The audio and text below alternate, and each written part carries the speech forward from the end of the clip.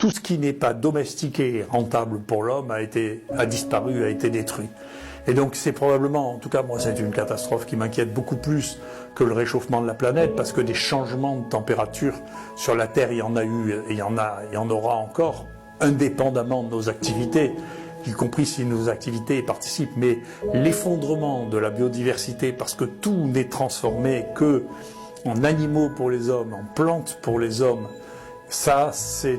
le plus grand effondrement de la biodiversité qui est extrêmement inquiétant. Ça, avec l'immense regroupement dans des villes considérables, de taille considérable, où l'on commence à voir un peu partout dans le monde baisser les capacités intellectuelles, est un phénomène qui n'est pas rassurant. Et on mesure déjà maintenant, il y a plusieurs pays qui ont mesuré que le quotient intellectuel des gens qui vivaient à la campagne était plus élevé que ceux qui vivaient dans les villes, alors qu'il y a 50 ans, on disait le contraire. Comme on disait pendant le XXe siècle que le QI augmentait dans la population mondiale, alors qu'on sait depuis dans le XXIe siècle qu'il diminue dans la population mondiale. Donc il y a une vraie question d'évolution qui est en train de se poser sur notre mode de vie actuel, dont je ne sais pas la solution, mais qui est le temps de l'évolution tel qu'il est maintenant en 2024.